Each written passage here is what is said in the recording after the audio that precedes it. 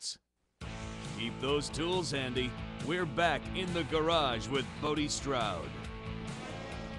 Welcome back to In the Garage. Today we've been talking about suspension and all that cool stuff. And on the phone with us right now is Brett Vocal from Ride Tech. And hey, Brett, we got it was pretty cool. We got we sent out a newsletter and everything, and we posted everywhere if anybody's got any questions. We had quite a few people email us questions for you. If you Excellent. You know, one of them, this is great. You're going to love it. What's the best way to cut a plastic line?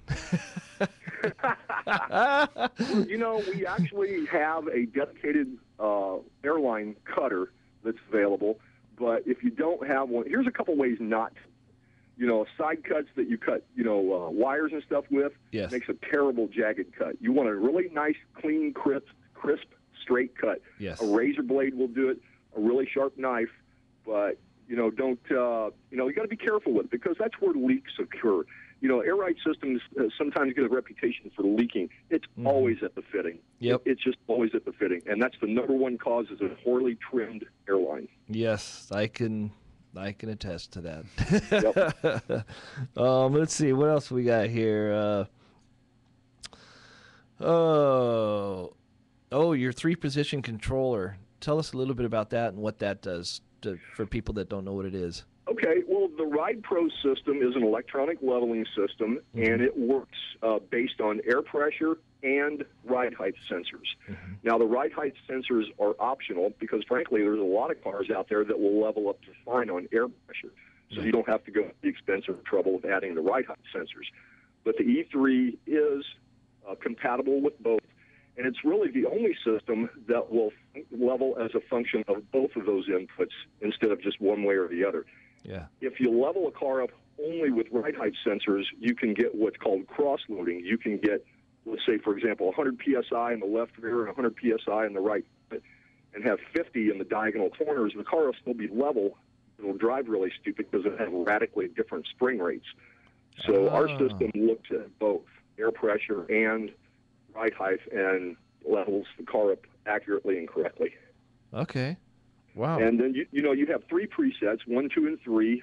It defaults to the number 2 preset, which is where most people put their highway ride height. Yeah, so that's what every we time do. you start the car, it'll go up to that number 2 setting. It should be your highway ride height, and you don't have to worry about, ground clearance, tire clearance, anything like that. Yeah. And it's all programmable. You just push and hold the button like you do a radio station to set it.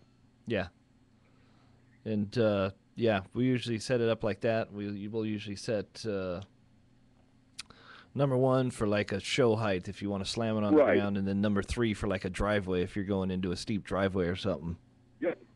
That's the general way to do it, yes. Cool, man. And what about this new compressor? I just got one the other day, and that thing is wild.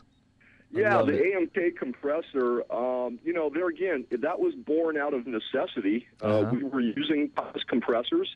They built a fine little compressor. We used them for 16 years. Yeah. And all of a sudden they started having supply issues for one reason or another, so we had to find another compressor. So we looked at this AMK unit, amongst others, and the AMK unit delivers twice the amount of air. It draws less amperage, and it's much, much quieter than what we were using. So the only downside to it is the unit cost is quite a bit higher, but I think our customers will understand that. They know the difference between price and value. So it's unbelievable how many questions I've had on that compressor. We didn't really make a big deal of it because it's really new. I haven't made a big deal yet. I've had 50 people ask me about that at shows on the West Coast. It's really kind of interesting. Yeah, well, I mean, that's another question we got right now is, it's so noisy. How do I stop it from being noisy? And then I don't want to hear the air come out of it. You get that noise. Right. How do I stop that? So the AMK is really nice and quiet, as you already know. You've fired it up.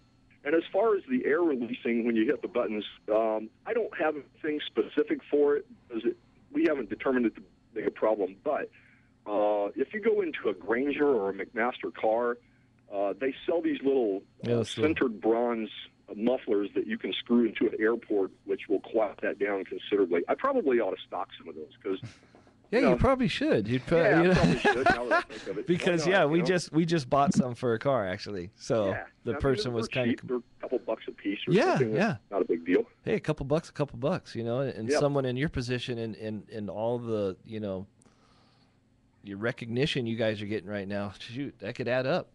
Yeah. Sell 1 million of those bad boys. that'll be my next. I'll call it my next cool cap. Yeah, there you go. Oh shoot. Then I got another one here. What's the difference in the size of airlines? What makes a difference? Simply speed. The bigger the airline, up to a point, the faster the car will go up. Now, the speed of the car going up and down is dependent on a lot of things: tank size, air pressure, weight of the car, suspension geometry, valve size, line size, all that kind of good stuff. So the more air pressure you have, the more storage capacity you have, the bigger the valves, the bigger the lines, the faster the car moves. We typically, 98% of everything we do is quarter-inch lines and quarter-inch valves because, the guys that are really making these things hop probably, we just don't deal with a lot of those guys.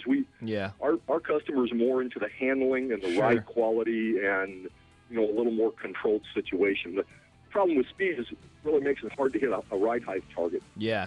No, I hear you. Can you hang on through one more commercial? Sure. Okay, yeah, cool. And then when you get back, we'll give you some plugs and stuff, and that'll be great. Thanks, Brett.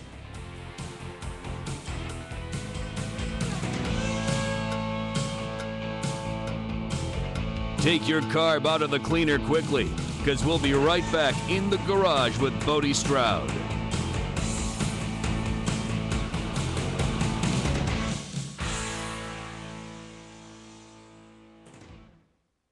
This is a special